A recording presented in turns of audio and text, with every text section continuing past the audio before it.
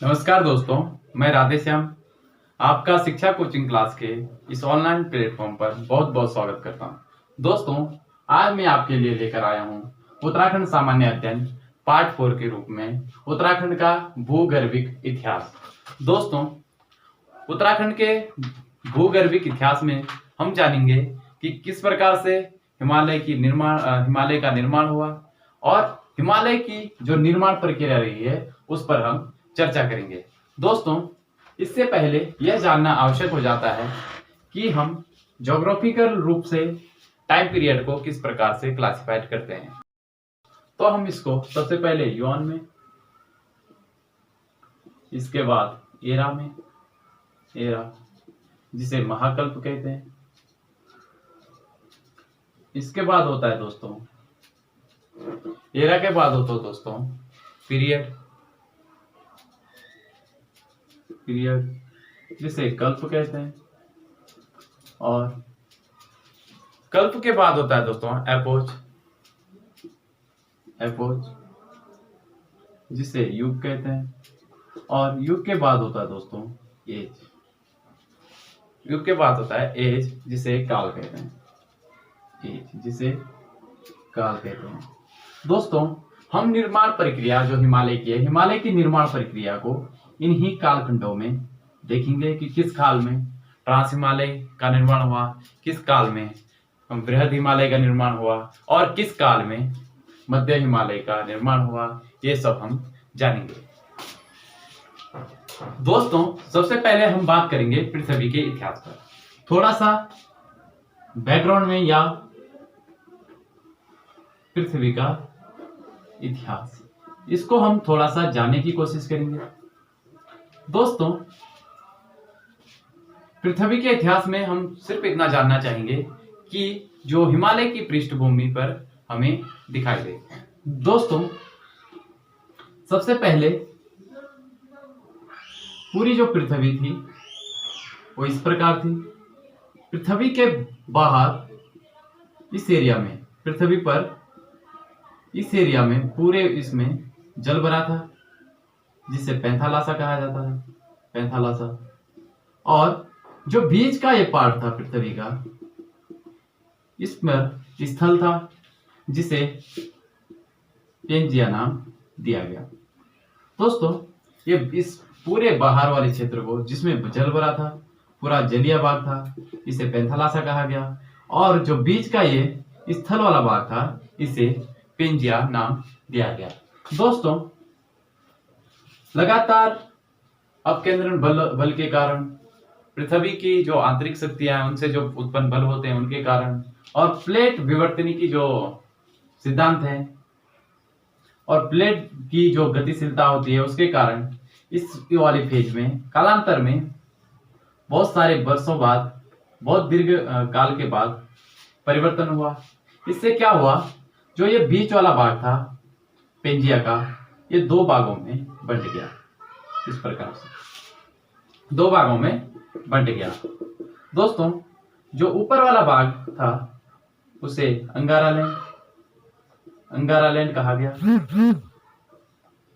और जो नीचे वाला जो भाग था उसे गोंडवाना लैंड नाम दिया गया, गोंडवाना लैंड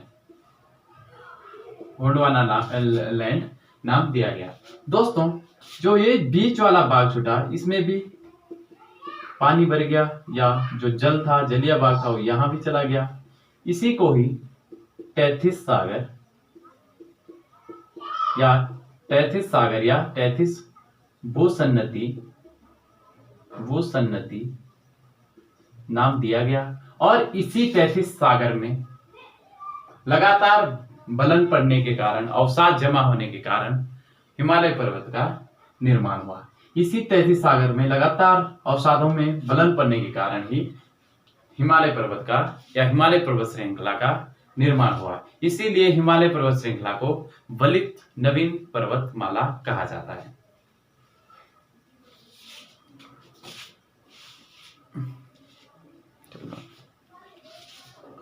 दोस्तों, अब हम थोड़ा सा चर्चा कर लेते हैं कि महाकल्प किस महाकल्प में, किस कल्प में और किस युग में हिमालय पर्वत का जो निर्माण शुरू हुआ और कब तक ये पूरा हुआ, और कौन सी पर्वत श्रृंखला, ट्रांस हिमालय श्रृंखला या बृहद हिमालय श्रृंखला, मध्य हिमालय श्रृंखला, कब कब इसका निर्माण प्रारंभ हुआ और कब कब यह बनकर तैयार होगी। दोस्तों, महाकल्प को अगर हम देखें, महाकल्प इसमें आर्कियोजोइक महाकल्प होता है, दूसरा मीजोजोइक होता है, तीसरा मेसोजोइक होता है, चौथा सिनोजोइक और नियोजोइक। आर्कियोजोइक, मेलोजोइक, मीसोजोइक, सिनोजोइक और नियोजोइक। महाकल्प में ये कल्प होते हैं। दोस्तों, हिमालय पर्वत का जो निर्माण माना जाता है, हिमालय श्रृंखला का जो निर्माण माना जाता है इस तैतीस भूसन्निधि में, वो सिनोजोइक महाकल्प में न माना जाता है। और सिनोजोइक महाकल्प के तृतीय युग में इसका निर्माण प्रक्रिया शुरू मानी जाती है, और तृतीय कल्प के भी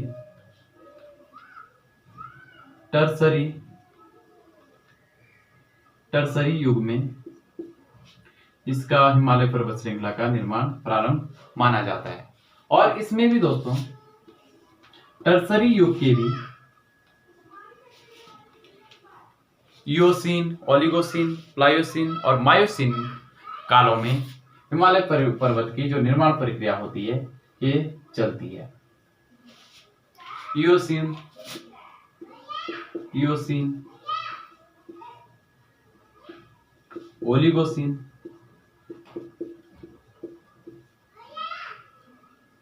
ओलिगोसीन, प्लायोसीन और मायोसीन।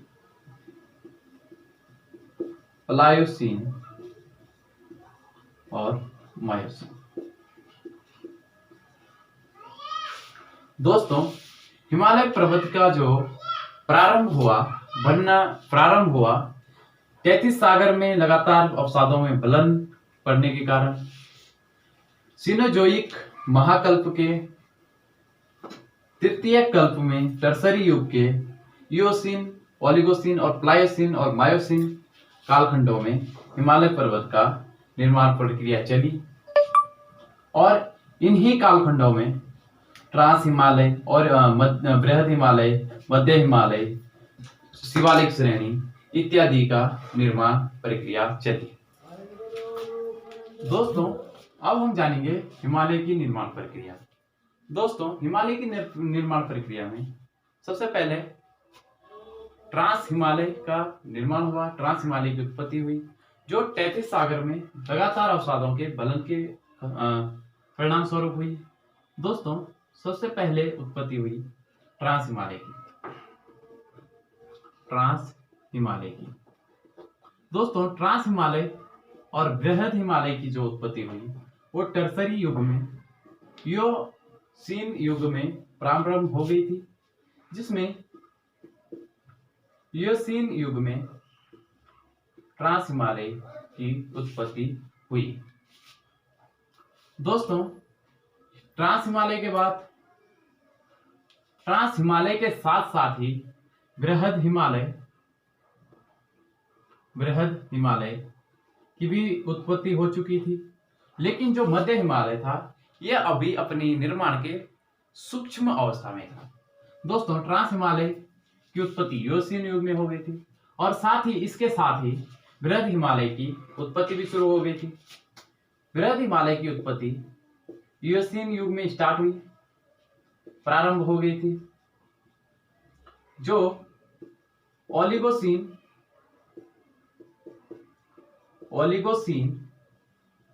युग तक इसकी उत्पत्ति हो गई थी। दोस्तों एक बात मैं आपको बताना चाहता हूँ, ट्रांस हिमालय और बृहद हिमालय को जो पृथक करती है उस स्थान को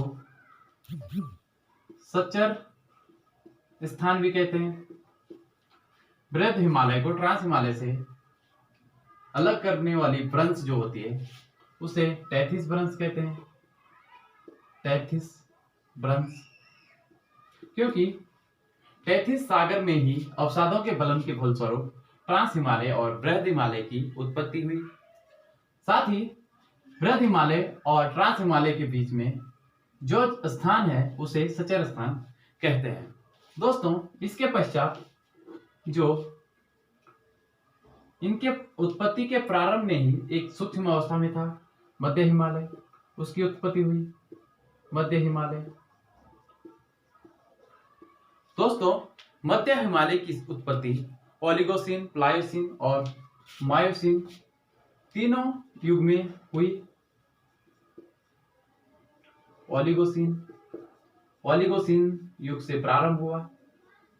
मध्य हिमालय का निर्माण ओलिगोसीन युग से प्रारंभ हुआ और बनते बनते प्लायोसीन और नियोसीन या मियोसीन युग तक मध्य हिमालय का निर्माण काल चला।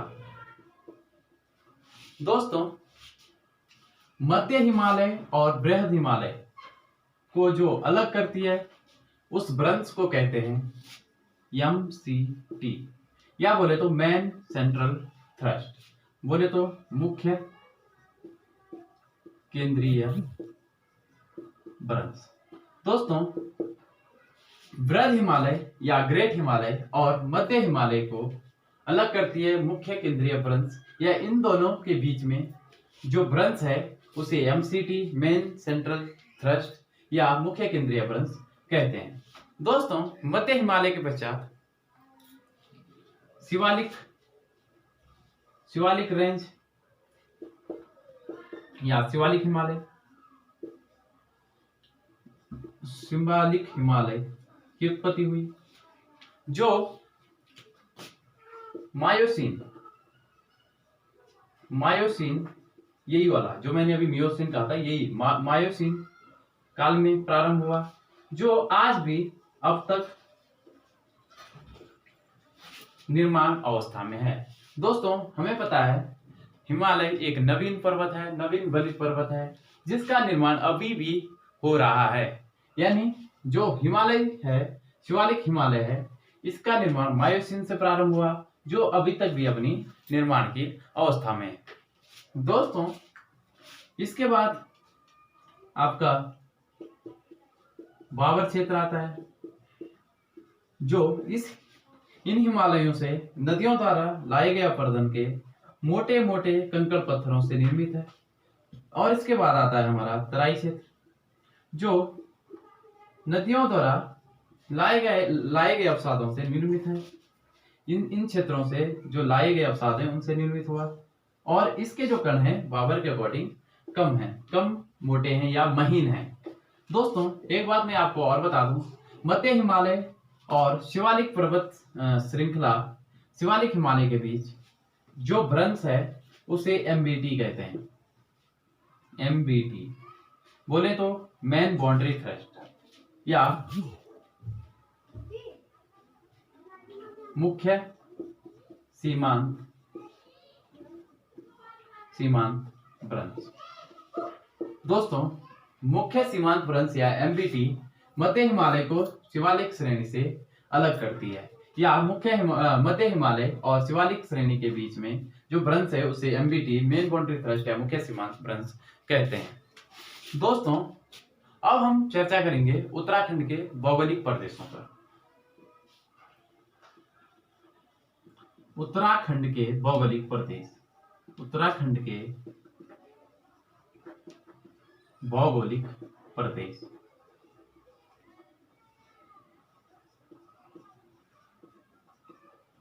दोस्तों इसमें हम चर्चा करेंगे हिमालय प्रदेश की और मैदानी प्रदेश की। दोस्तों उत्तराखंड के भौगोलिक प्रदेशों में हम इसको दो तरीके से या दो अलग अलग रूप से वर्गीकृत करके इस पे चर्चा करेंगे और जानेंगे। एक में जानेंगे हम हिमालय प्रदेश और दूसरा मैदानी प्रदेश।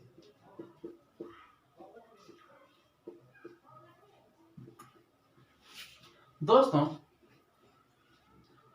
जब यूरेशियाई प्लेट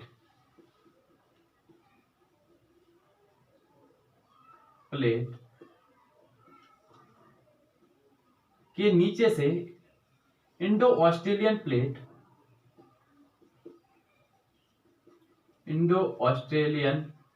प्लेट का क्षेपण हुआ, प्लेट विवर्तनिकी के कारण क्षेपण हुआ, तो यहां से अवसादों में विलयन पड़ा और हिमालय प्रदेश या हिमालय श्रृंखला की उत्पत्ति हुई।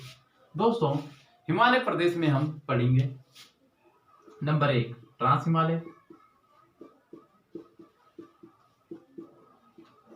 उसके बाद पढ़ेंगे बृहद हिमालय, और बृहद हिमालय में हम जानेंगे उत्तराखंड के पर्वत,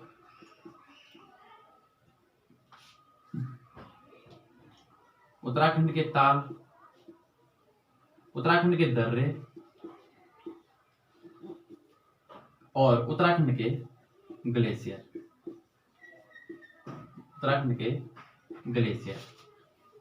दोस्तों, इनके बाद हम पढ़ेंगे मध्य हिमालय, और मध्य हिमालय के बाद इसमें हम पढ़ेंगे उत्तराखंड के बुग्याल और उत्तराखंड का नदी तंत्र, और इसके पश्चात हम पढ़ेंगे शिवालिक हिमालय या शिवालिक श्रेणी, और शिवालिक के श्रेणी के बाद हम डिस्कस करेंगे दून और दौर क्षेत्र के बारे में डिस्कस करेंगे, और इसके पश्चात हम मैदानी भागों में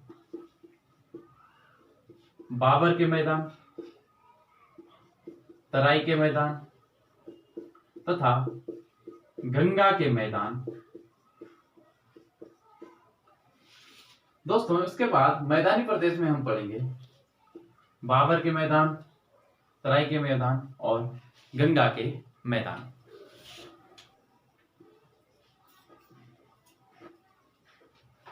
दोस्तों, उत्तराखंड के भौगोलिक प्रदेश में हम सबसे पहले चर्चा करेंगे ट्रांस हिमालय पे।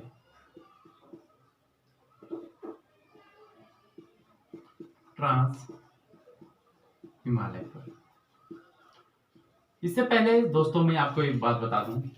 दोस्तों, उत्तराखंड के भौगोलिक प्रदेश हमारी एक वीडियो में कवर नहीं हो पाएंगे, क्योंकि जैसे ही मैंने आपको बताया ट्रांस हिमालय, फिर बृहद हिमालय में हमने उत्तराखंड के पर्वत भी पढ़ने हैं, ग्लेशियर भी पढ़ने हैं, ताल भी पढ़ने हैं, और मध्य हिमालय में नदियां भी पढ़नी है। तो हमारा जो ये टॉपिक रहेगा ये एक से अधिक वीडियो में कवर हो पाएगा, जिसलिए हम आपके लिए बराबर वीडियो लेकर आएंगे। तो इससे पहले हम देखेंगे ट्रांस हिमालय। दोस्तों, ट्रांस हिमालय का सबसे प्राचीन भाग है, जो बृहद हिमालय को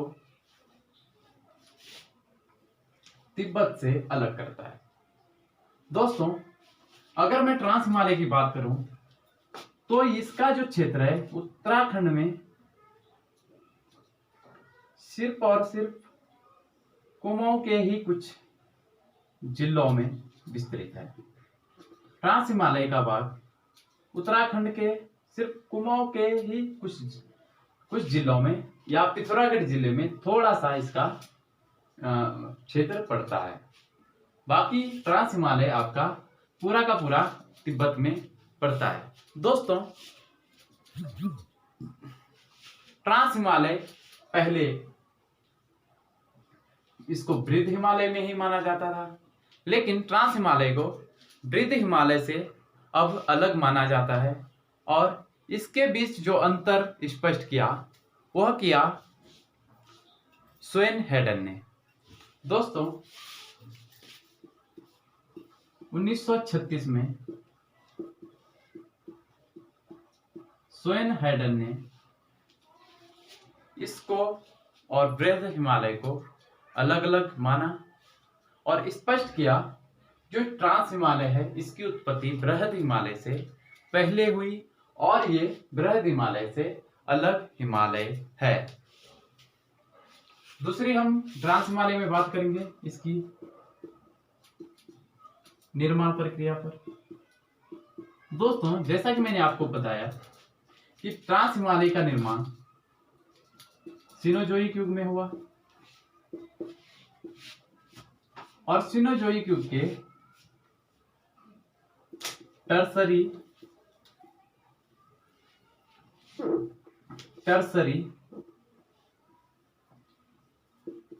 युग के इओसीन कालखंड में या इओसीन युग में।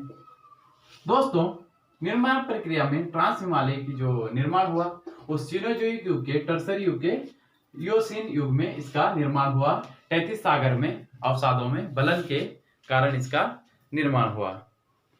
दोस्तों इसके बाद हम बात करेंगे इसकी स्थिति पर। इसकी स्थिति कहाँ है? स्थिति पर दोस्तों अगर यहां हम देखें ये रही हमारी trans Himalaya range, trans Himalaya, और ये रही हमारी बृहद हिमालय रेंज। दोस्तों तो ट्रांस हिमालय की जो स्थिति है ये है बृहद हिमालय के उत्तर में, बृहद हिमालय के उत्तर में। दोस्तों ट्रांस हिमालय की स्थिति है बृहद हिमालय के उत्तर में। दोस्तों अब हम थोड़ा इसकी विशेषताओं पर चर्चा करते हैं। विशेषता, इसकी विशेषता क्या है? विशेषता में हम जानेंगे तापमान, तापमान के अलावा जानेंगे यहाँ कोई वनस्पति होती है, वनस्पति। इसके बाद जानेंगे यहाँ कोई जनसंख्या रहती है, जनसंख्या बचाव है या नहीं, और जनसंख्या बचाव है या नहीं है इसके पश्चात हम जानेंगे क्या यह यहाँ कृषि की जा सकती है या नहीं की जा सकती है। दोस्तों सपोज दैट ये हमारा ट्रांस हिमालय है, ट्रांस हिमालय। दोस्तों मैं आपको बता दूं कि ट्रांस हिमालय में न्यूनतम तापमान रहता है, जिसके कारण ये जो क्षेत्र है वर्ष भर या 12 महीने बर्फ से गिरा या ढका रहता है। दोस्तों ट्रांस हिमालय में न्यूनतम तापमान होता है, न्यूनतम तापमान होता है, न्यूनतम तापमान होता है या न्यून तापमान होता है, जिसके कारण यहाँ वर्ष भर यह क्षेत्र बर्फ से घिरा रहता है। यानी जो वर्षा होती है वो सीधे बर्फ के रूप में यहाँ वर्षा होती है। दोस्तों ये इसका जो तापमान रहता है यहाँ वो न्यूनतम तापमान रहता है, बहुत कम तापमान रहता है, माइनस में तापमान रहता है, जिसके कारण यहाँ वर्षा बर्फ के रूप में होती है। वर्षा बर्फ के रूप में होती है यानी यहाँ 12 महीने वर्ष भर 12 माह यह जो क्षेत्र है बर्फ से घिरा रहता है या ढका रहता है। दोस्तों 12 महीने यह क्षेत्र बर्फ से ढके रहने के कारण इस क्षेत्र को छाया वृष्टि प्रदेश या छाया वृष्टि क्षेत्र भी कहते हैं। दोस्तों वर्ष भर बर्फ से घिरे रहने या ढके रहने के कारण ट्रांस हिमालय क्षेत्र को छाया वृष्टि क्षेत्र भी कहा जाता है। दोस्तों अब हम बात करते हैं वनस्पति की। दोस्तों वर्ष भर बर्फ से घिरे रहने के कारण या ढके रहने के कारण यहाँ वनस्पति का बिल्कुल भी यहाँ वनस्पति नहीं है, यहाँ वनस्पति का अभाव है। फिर भी कुछ निचले हिस्सों में कुछ वनस्पति पाई जाती है, जो भी झाड़ियों के रूप में यहाँ पाई जाती है। तीसरा मैं बात करूं जनसंख्या पे। दोस्तों, यहाँ जीवन के लिए अनुकूल दशाएं नहीं है, जिस कारण यहाँ कोई भी जनसंख्या नहीं पाई जाती है, यहाँ कोई भी लोग नहीं रहते हैं। फिर भी यहाँ बालू, हिमालयन बालू जैसे कुछ जीवों के रहने की संभावना है। तीसरा, बर्फ पर ढका रहता है, जिसके कारण यहाँ कृषि भी नहीं होती है। यह क्षेत्र कृषि के लिए अनुपयुक्त भी है और जनसंख्या के लिए अनुपयुक्त है। जनसंख्या नहीं है, जीवन नहीं है, तो इस क्षेत्र में कृषि भी नहीं होती है। आज के लिए बस इतना ही। मिलते हैं अगली न्यू वीडियो में। बहुत मिनट होएगा। और आप देखते रहिए शिक्षा कोचिंग क्लासेस।